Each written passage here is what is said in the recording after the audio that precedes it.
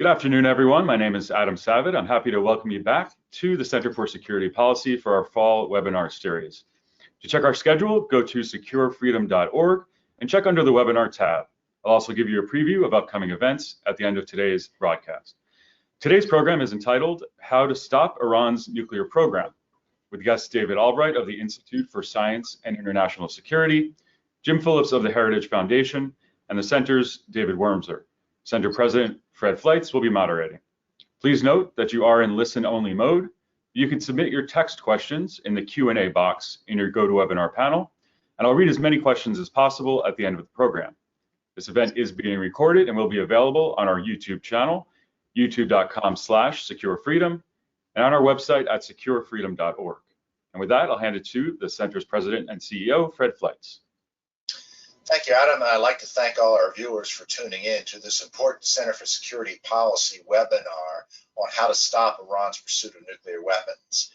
When Joe Biden became president in January, he said he was going to try to address Iran's nuclear program by bringing the U.S. back into President Obama's nuclear deal, the JCPOA, and getting Iran to resume at least its overt compliance with this agreement.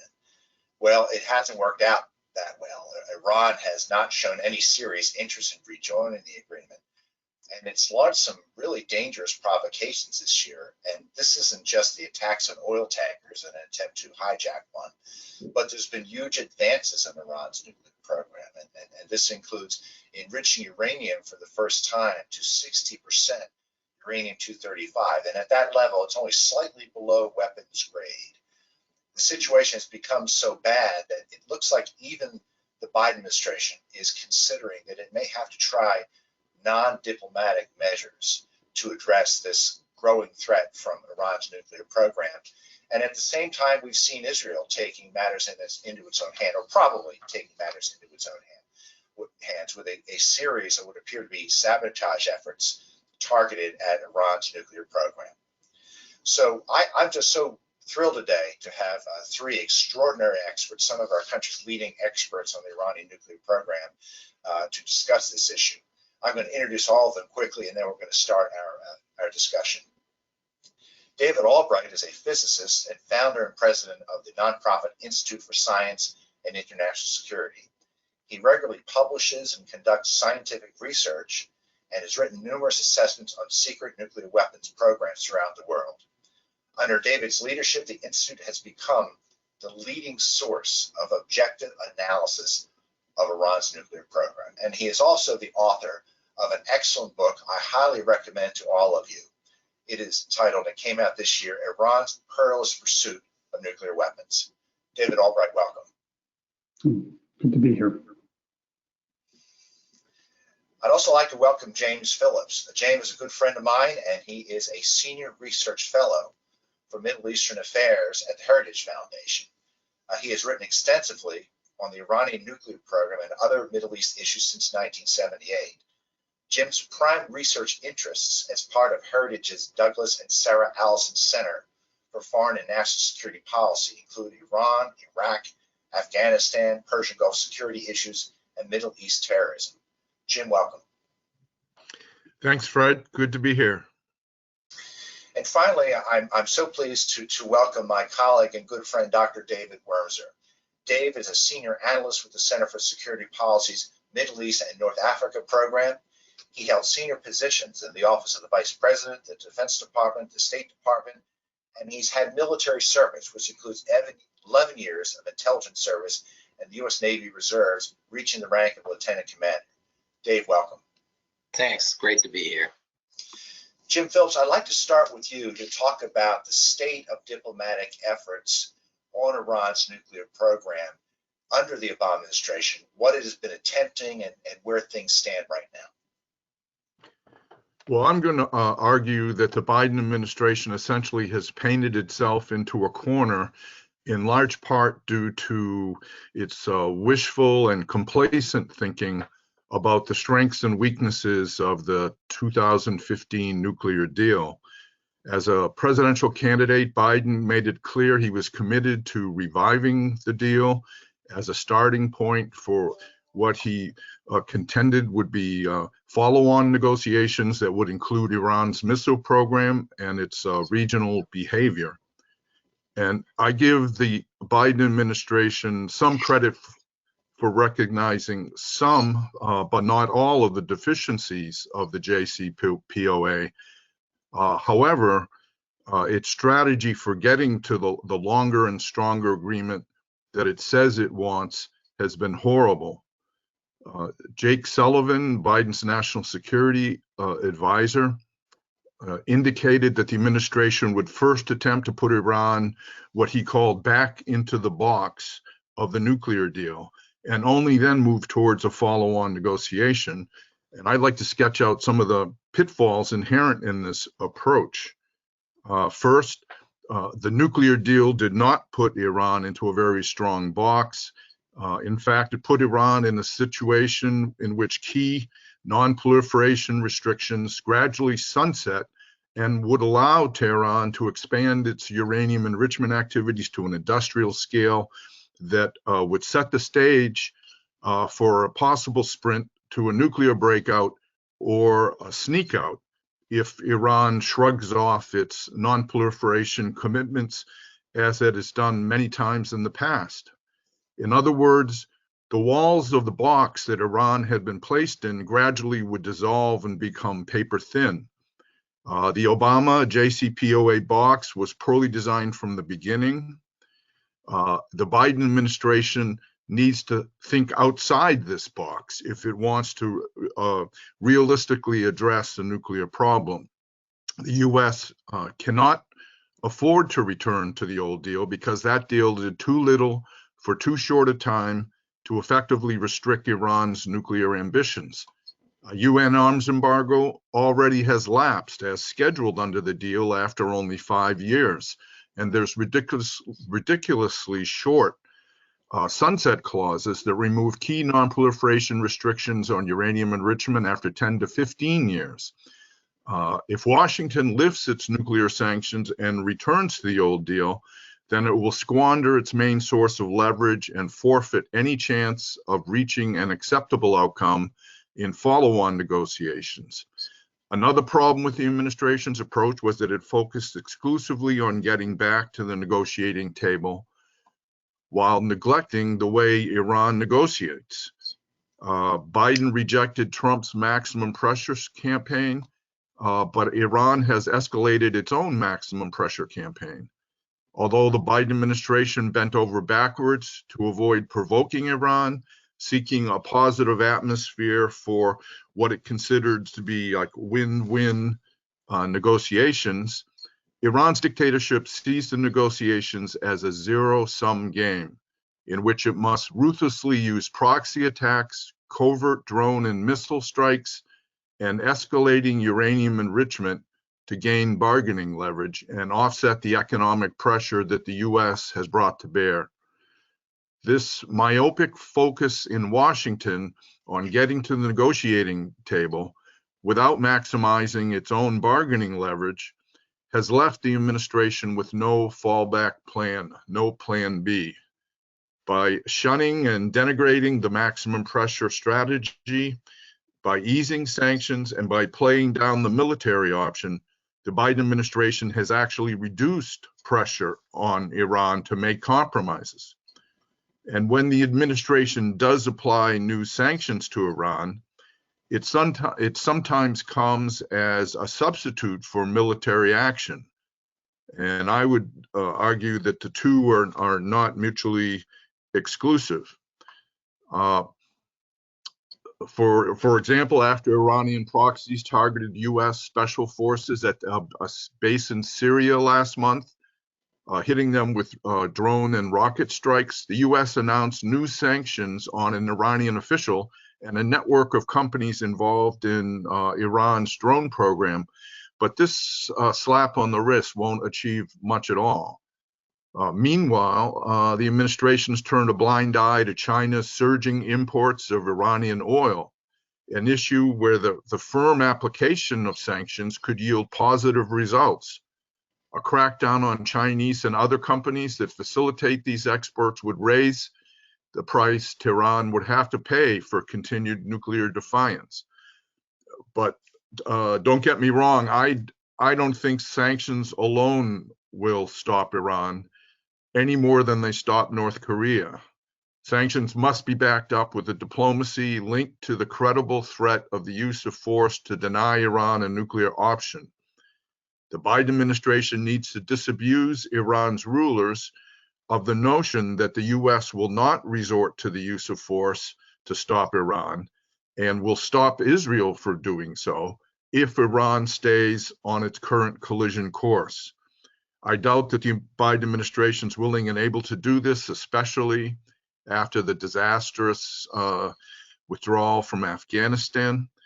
And another mine in the diplomatic minefield is that Biden has failed to see that the problem set has changed significantly since the JCPOA was negotiated 6 years ago.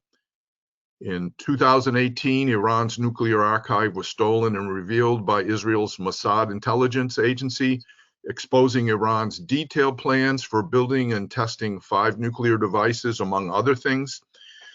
These plans reportedly were shelved by 2003 as Iran reorganized and downsized out of a fear of a US military response as in neighboring Iraq. And I remember Colonel Gaddafi also made the same calculation and started negotiations to give up his chemical weapons around the same time.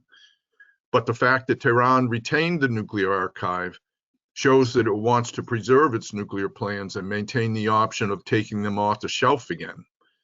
Now, that nuclear archive was unknown when the Obama administration negotiated the JCPOA, and therefore that agreement is built on a foundation of lies from the very beginning. Washington must demand that Tehran comes clean on its past nuclear efforts, or negotiations are off. Any new negotiations must reflect the new facts contained in the nuclear archive, or they would be a charade. The US cannot trust Iran to fulfill its non-proliferation promises in the future unless Iran owns up to its own nuclear activities in the past. But Iran's new government is likely to oppose any satisfactory diplomatic solution even more strongly than previous governments. President Ebrahim Raisi, who was inaugurated in August, is an ultra-hardliner who has criticized his predecessor, President Rouhani, for negotiating the JCPOA in the first place. The nuclear talks in Vienna were suspended after Raisi's election, and his new government signaled that it will start negotiations over from scratch. So Tehran seeks to, in my view, restore the situation before Trump exited the deal in 2018 and put itself back on a glide path to a nuclear weapon as it was before. The Raisi regime has laid down tough conditions for an agreement, including insisting that US sanctions are fully lifted before it returns to compliance with the JCPOA. And it also has demanded a guarantee that the US will not withdraw from the JCPOA again. And that's something that no president could do. But even that said, an ultra hardliner like Raisi will face strong reasons for compromise. The Iranian economy is in bad shape. It's fueled political discontent and waves of anti-regime protests. Secondly, Iran's policy on the nuclear issue is set by the supreme leader, not the president. And Raisi is a protege of the supreme leader, Ayatollah Khamenei, who undoubtedly seeks to manage a smooth transition for his protege to succeed himself as supreme leader. Khamenei is 82 years old, already undergone at least one operation for prostate cancer, so this transition may not be far off.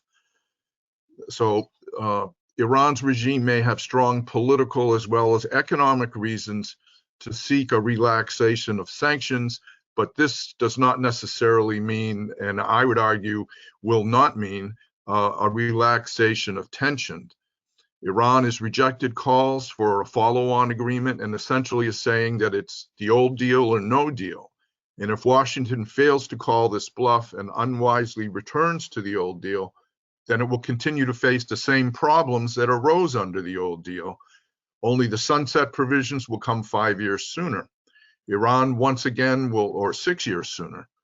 Iran once again will pocket billions of dollars in sanctions relief that it will invest in aggressive military interventions in Syria, Iraq, and Yemen, in escalating its military buildup, now unencumbered by the UN arms embargo, and in its network of proxy forces, or even in its nuclear program.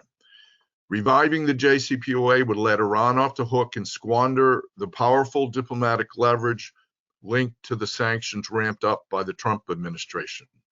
This would also destroy the chances of a follow-on agreement that Biden says he wants. So although I would argue Washington should leave the door open for diplomacy, there should be no return to the earlier agreement.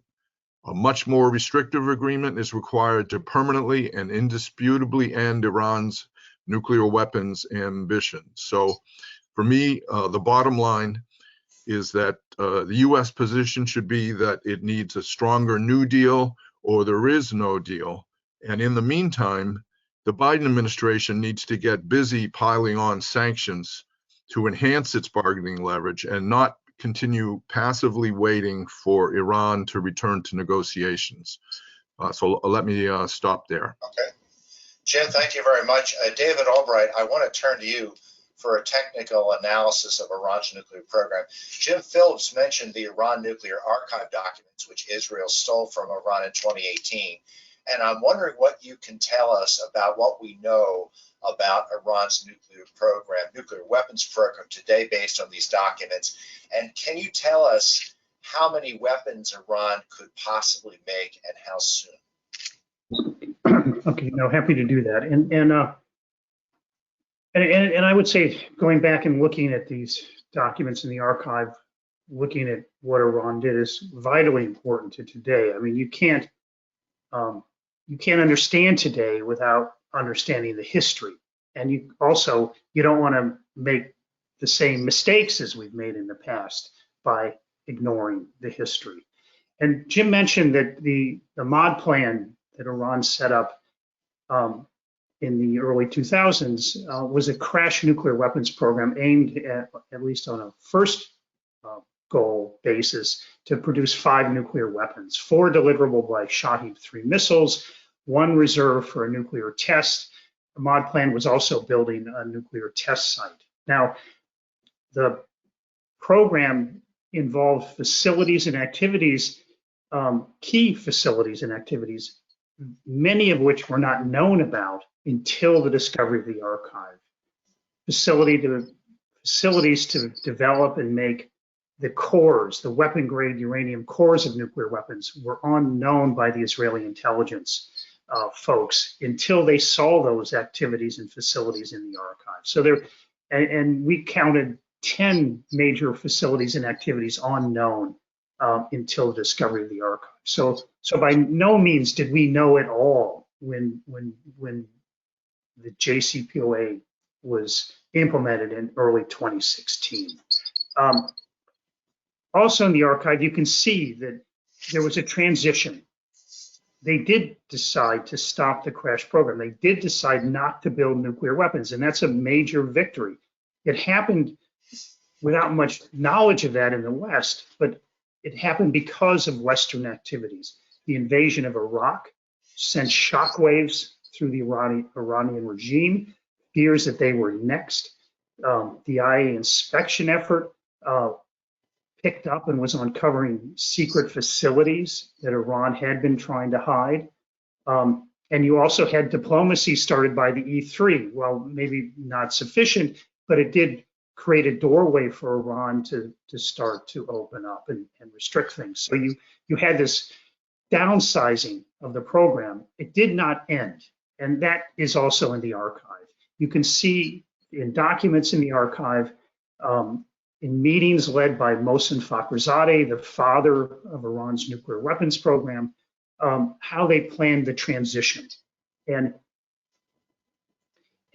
it became a program focused on finishing and maintaining a set of nuclear weapons capabilities.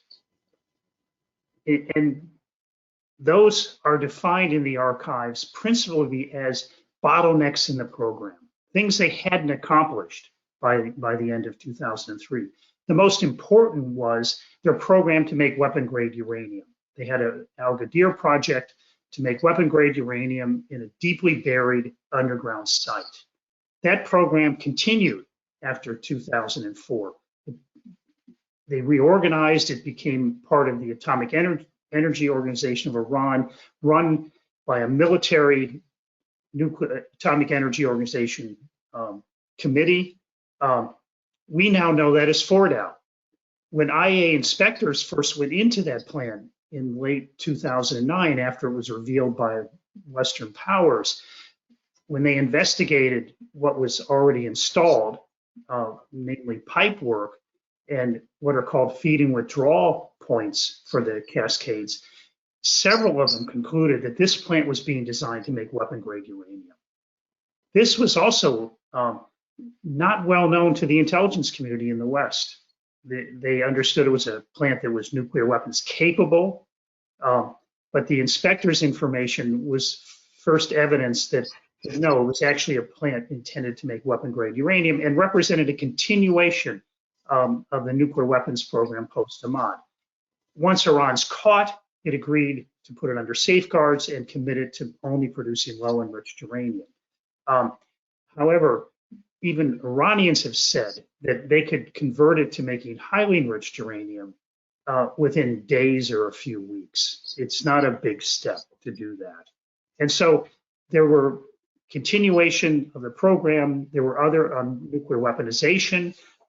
Certain projects were prioritized post-2004.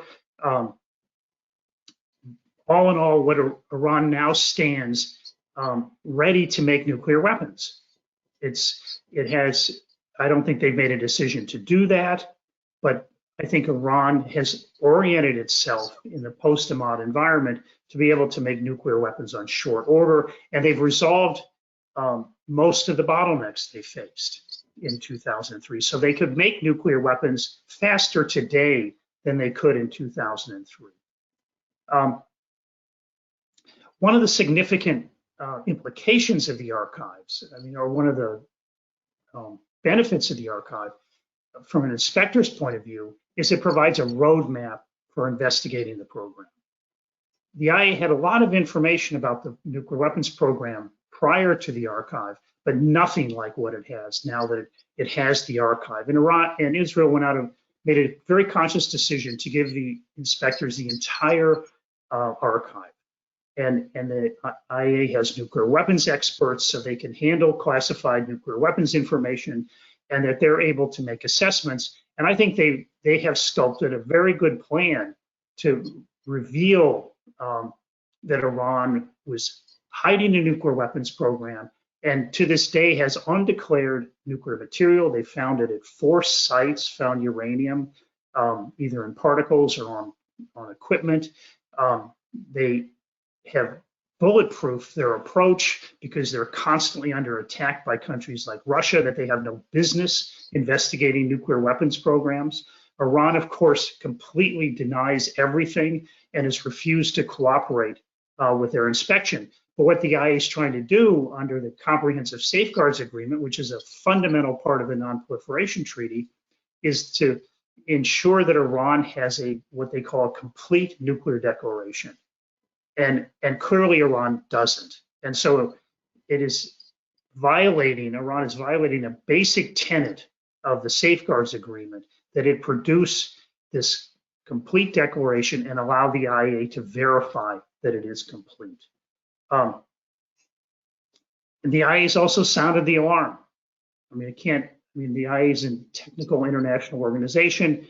It's not going to scream from the rooftops, but it's certainly sounded the alarm. And the world has simply not responded in ways that it's responded in the past when they've sounded the alarm. Meanwhile, Iran, as Jim pointed out and Fred pointed out, is progressing on its nuclear program even further. That it's building up and practicing what we would call breakout, the ability to make weapon-grade uranium in a timely manner. We're assessing that as of September, Iran would be able to break out and produce enough weapon-grade uranium for a nuclear weapon in as little as 1 month. This is the kind of breakout timelines we were facing back in 2013, 2014, before the Joint Plan of Action was set up. You have Iran increasing the number of its advanced centrifuges.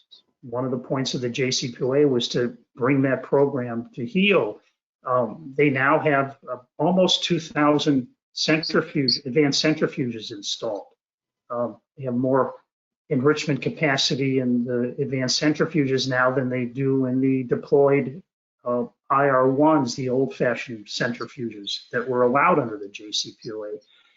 Under Iran's plans, under their nuclear law, which they passed in December 2020, the number over the next several months is expected to go up from 2,000 to 3,000 advanced centrifuges. So it's a program moving forward very quickly. They've been making enriched uranium metal, small quantities, but they've never done that before, except we think in small quantities in the Ahmad plant, probably smaller than what they did now. They hadn't, that was one of the, in a sense, the unfinished tasks in the Ahmad plant. And so here you have Iran moving to produce enriched uranium metal. It's 20%. That's a good surrogate for weapon-grade uranium. And they're planning to put in finish a line that would allow production of that on a greater scale. Fred mentioned they're producing 60% enriched uranium. Now, that's 99% of the way to weapon-grade uranium. And so in a breakout, possessing these stocks of 60% can be processed to weapon-grade uranium in ways that will greatly speed up breakout. One cascade of advanced centrifuges could be enough, as you're also in parallel cascades taking 5% and 20% up to weapon-grade uranium. So I would expect over the coming months that we could even see breakout dropping below 1 month. 60% enriched uranium can also be used directly in a nuclear weapon. Requires more than weapon-grade uranium. They have about, as of September, they had 10 kilograms of 60%. They're making it about 2.5 kilograms a month at that point in time. So they're a ways from enough for a bomb, but still, as this goes on, they could be reaching a point where they could make a bomb out of the weapon-grade uranium. Now, how long does it take them to make a bomb? Our estimate depends on the scenario.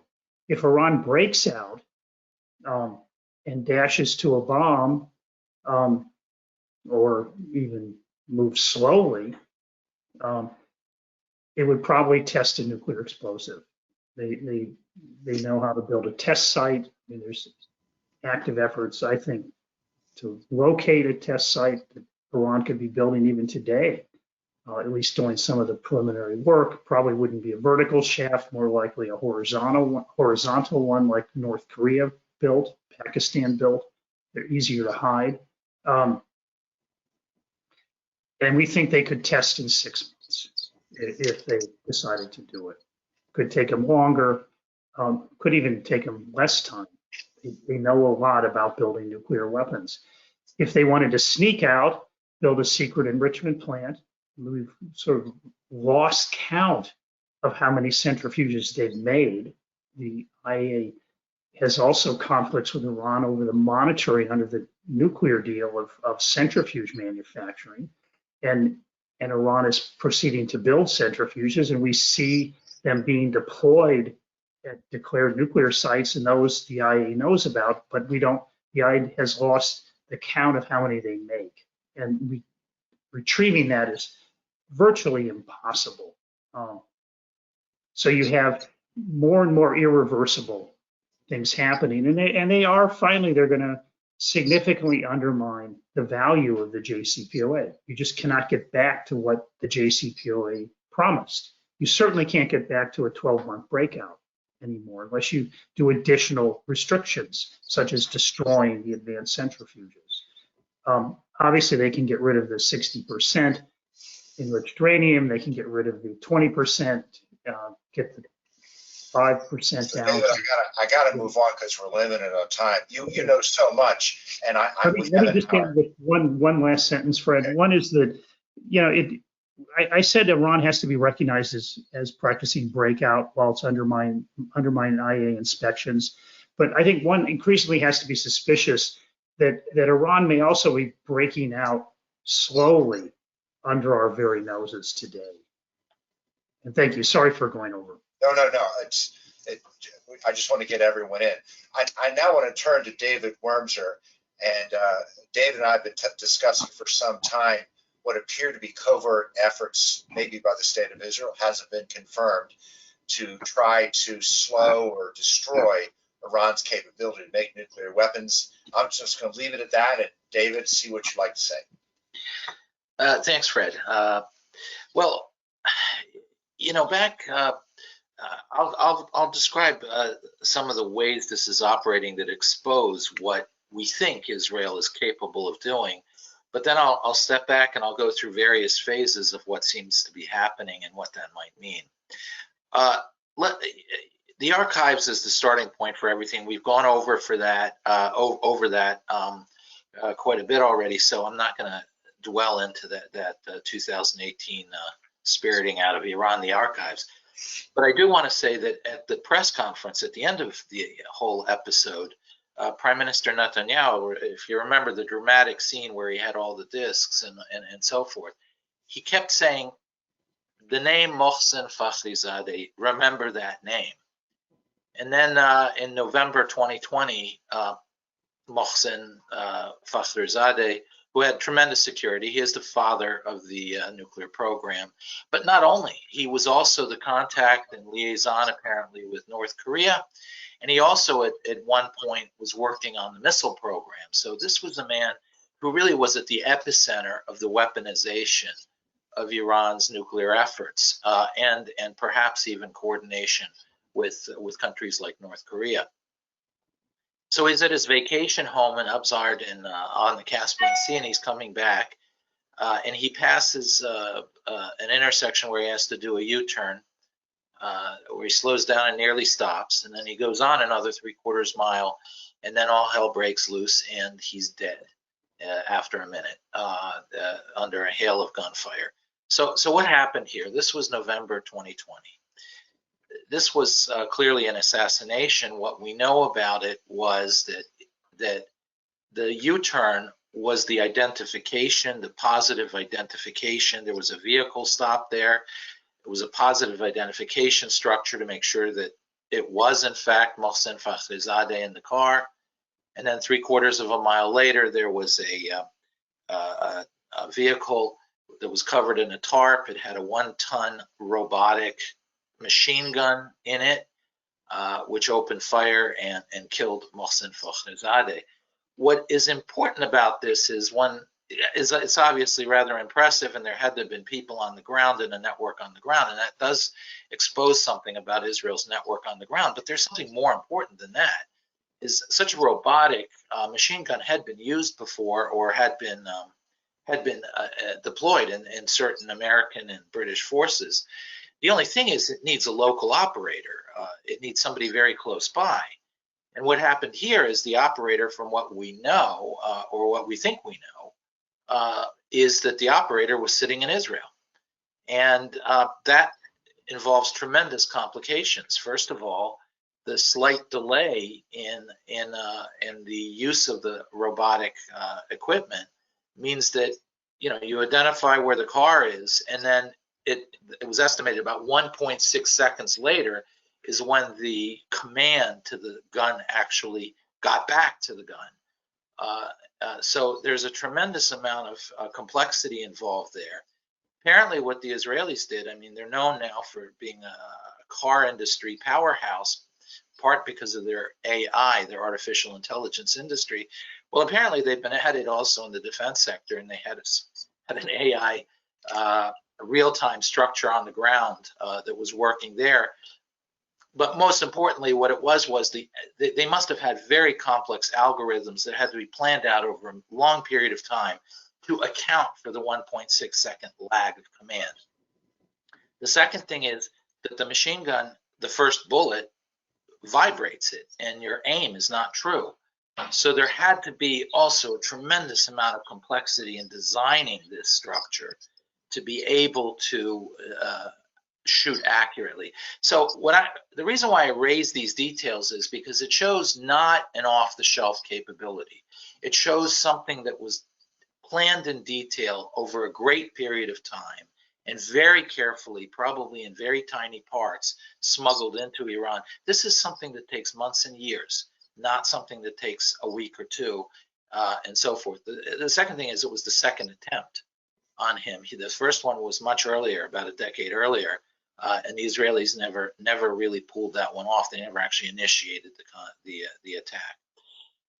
A second event that's very important was, of course, the Natan destruction last April.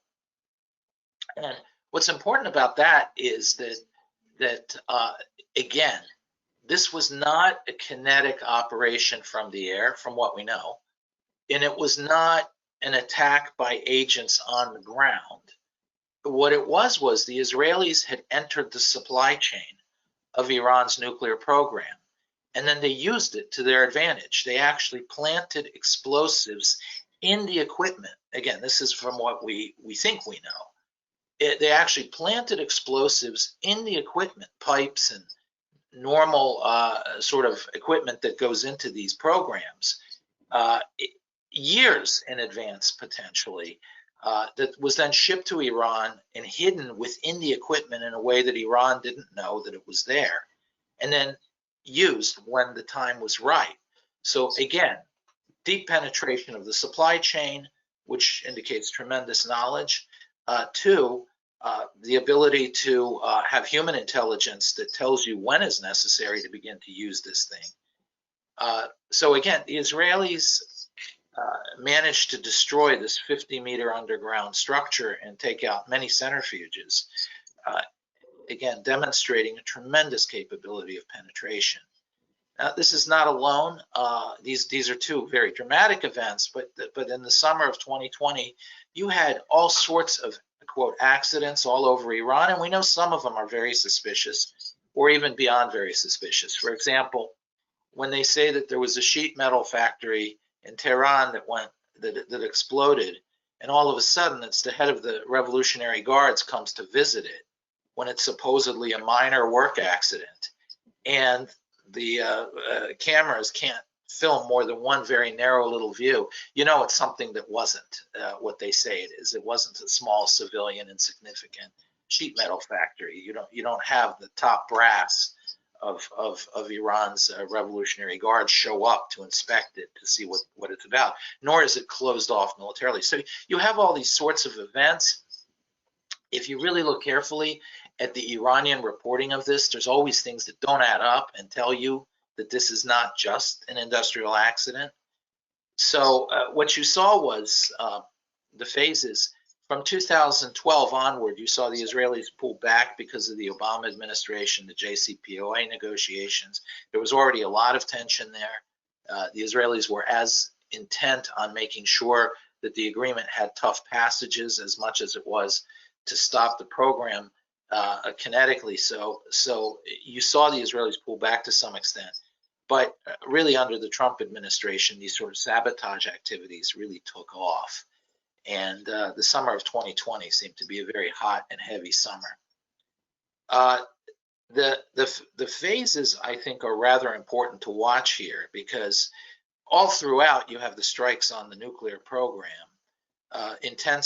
Definitely an intensity in 2020, and even now, but possibly less. Again, we're relying on public information. We don't know what's going on. One other feature that we've noticed with these attacks is that both Israel and Iran practice a don't ask, don't tell policy. The Israelis, because of operational reasons and so forth, don't really want to advertise what they do as theirs.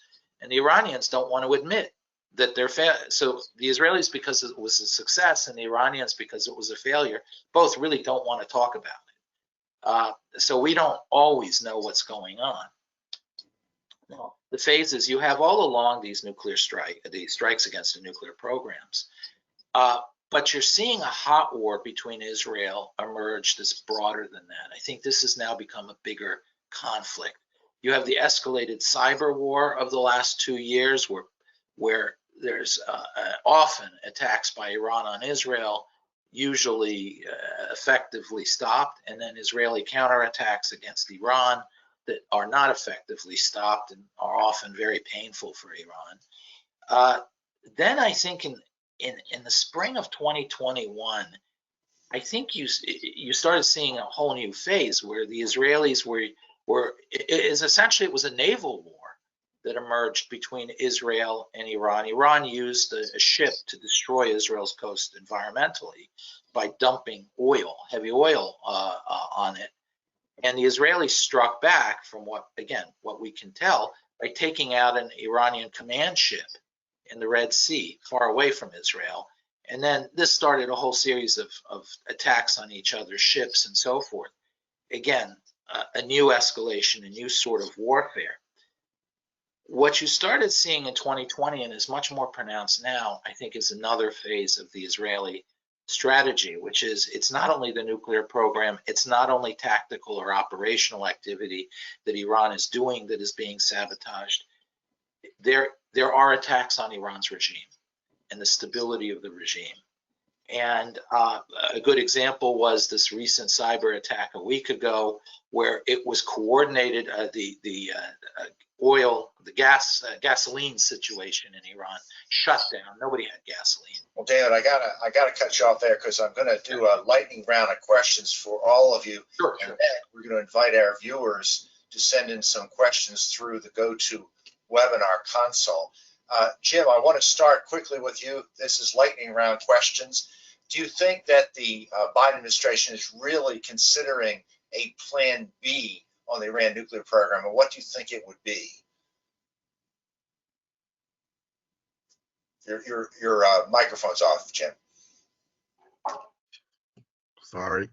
I think they're saying that because they realize that they're kind of caught short if Iran continues its present policy. But in their mind, Plan B is saying things like all options are on the table, which, that's really not much of a Plan B.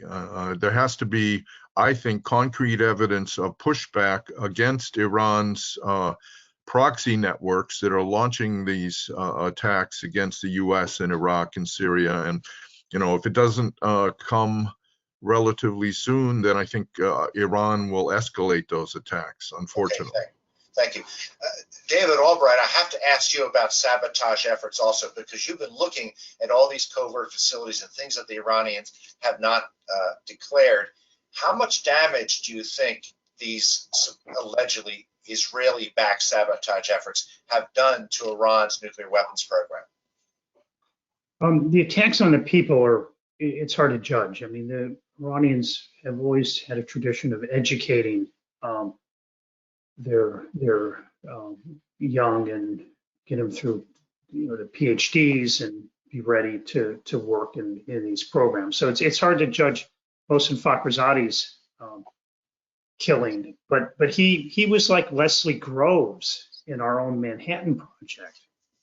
David sketched out a very important person, and that can hurt. It can hurt in the planning to build nuclear weapons, and in getting the support from the leadership for doing that and convincing them that you can do it quickly. So it's hard to judge, but I think that hurt the Iranians. And on the attacks on the centrifuge manufacturing sites, there's been 2, and I think it's slowed them down. I think they would be building a lot more advanced centrifuges today if those two attacks had not happened. One at the Courage site, and then one inside Natanz itself at a centrifuge assembly facility.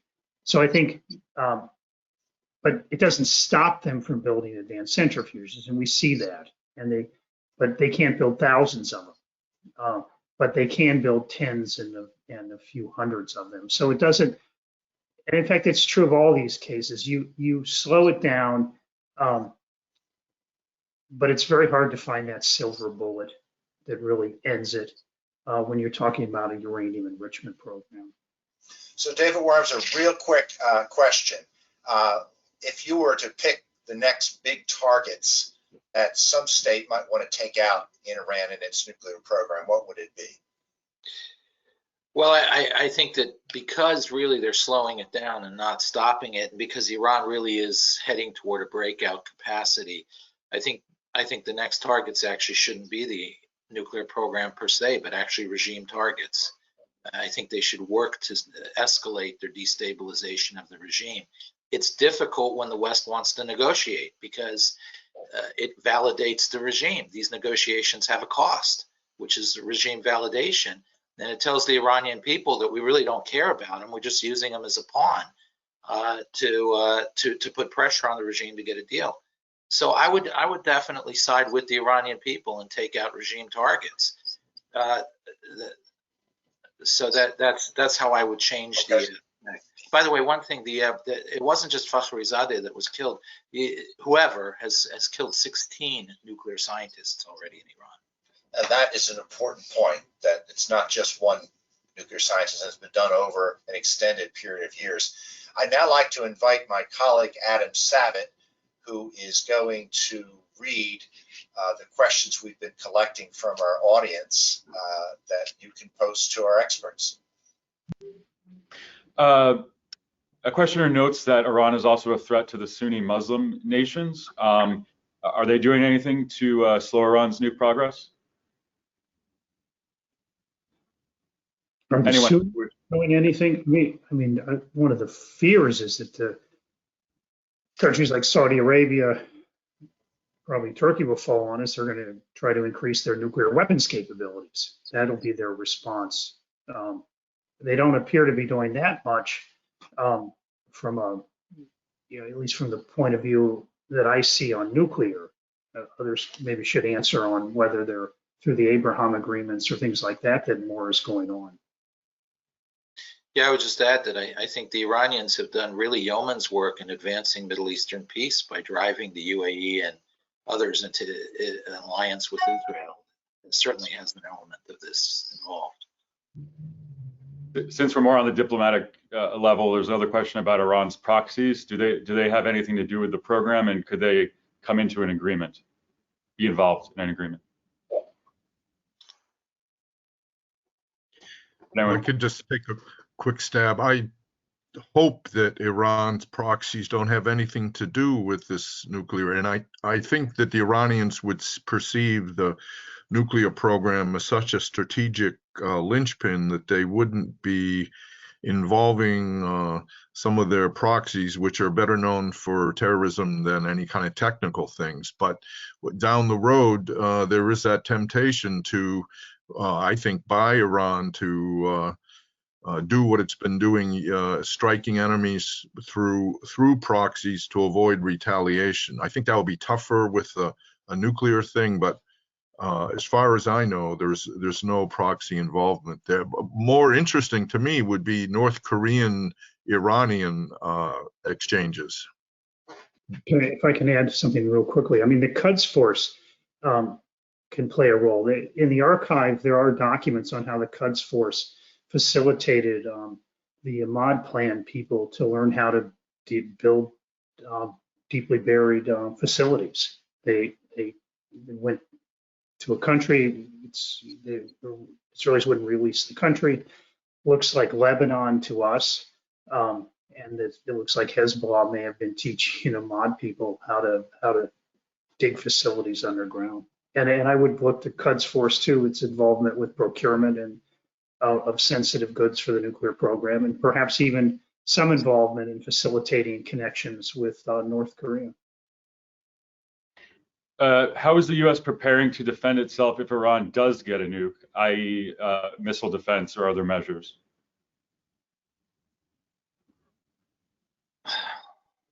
Jim, you want? I would argue that missile defense is extremely important and has been neglected.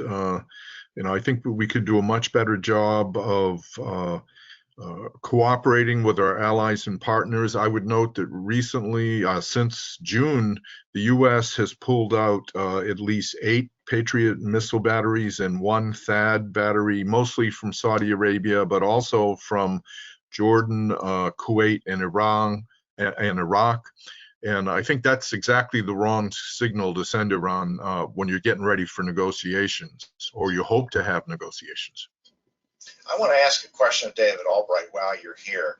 We know that Iran may be close to making enough enriched uranium at weapons grade for a bomb, but what do we know about the warhead? What did you learn from the archive documents about how far its warhead research has gone? Do we know they can actually make an operational or test an operational warhead in 6 months or a year? Yeah, the archives documents support they can certainly build a nuclear explosive device that could be tested. Where the archive documents also show that they hadn't quite finished preparing the warhead for a reentry vehicle, that they had some work left to do. And that's what leads to fairly common estimates that they would need about a year, 2 years before they could put a warhead on a Shahed 3 or something similar and have it work reliably.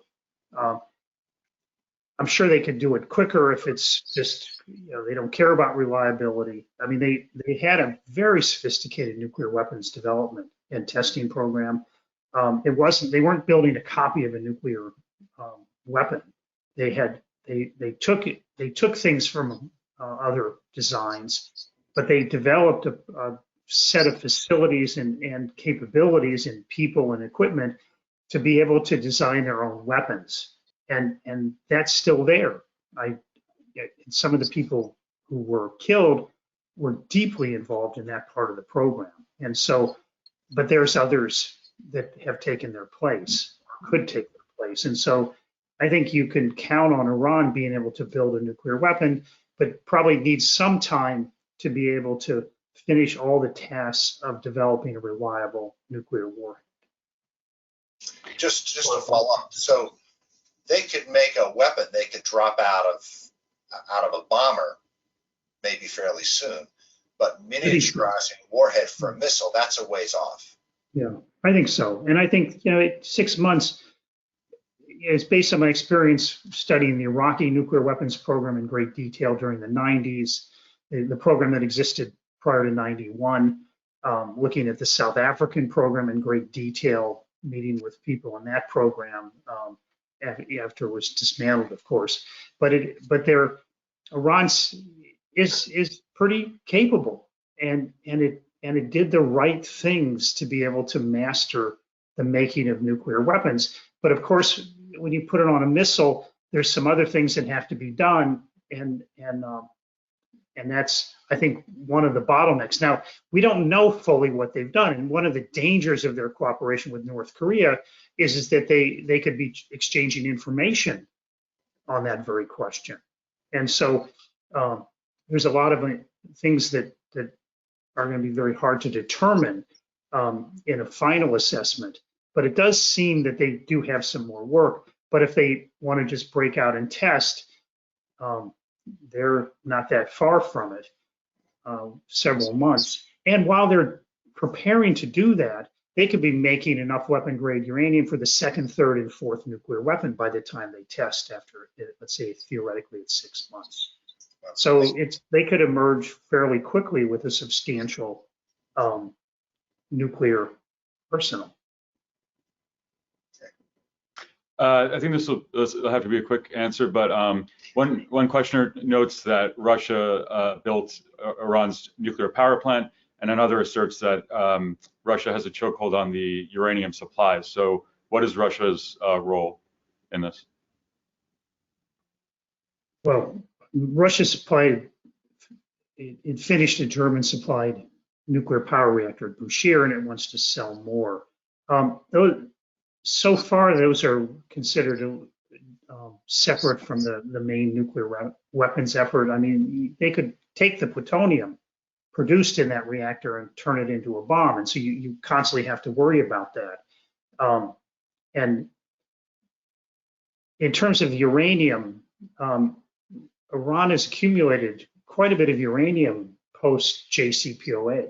Some it's traded, some it's mined, traded for low enriched uranium, some it's mined. It's sitting on a fairly substantial stock. No one legitimately is exporting uranium to Iran. If I understood the question, they were saying that Russia did.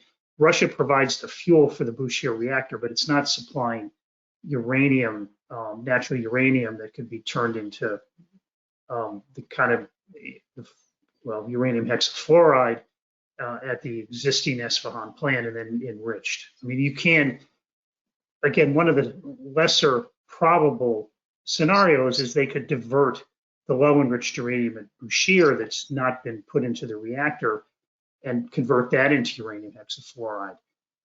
But it's seen as a lesser probability because Iran needs the electricity of Bushehr. And if it did that, it may get some benefit for nuclear weapons, but it's going to lose that electricity. And it has better ways to get to the bomb through the enriched uranium route, either through breakout or sneak out. Well, Fred, do we want to wrap it up there? I think so. I'm so glad that you fellows decided to join me today. David Wurmser, David Albright, James Phillips. This was an incredible discussion of a very dangerous issue, and I hope our viewers got a lot out of it. This is the kind of work the Center for Security Policy is trying to do with our allies and friends, the Heritage Foundation, the Institute for Science and International Security. So I'd like to thank you all for joining me today, and I hope you'll join our future webinars this year. And Adam, I'll kick it over to you to close. Sure. Well, upcoming events next Wednesday, the 10th, The Truth About Antifa, hosted by the Center's Director and Senior Analyst for Homeland Security and Counterterrorism, Kyle Scheidler, and moderated by our State Legislative Director, Christopher Holt. The following week, the 17th, it's going to be a program commemorating the 30th anniversary of the fall of the Soviet Union, hosted by our Senior Analyst for Strategy, Mike Waller. We thank you for joining us here today. Remember that the Center's timely and insightful programs like today's are only possible because of your generous support. If you enjoy these webinars as much as I do, please visit our website, securefreedom.org. Click on the big white donate button in the upper right corner, where you can make an instant contribution by credit card or get information about other methods of giving. And we thank you again for joining us. Have a good day. Thank you so much.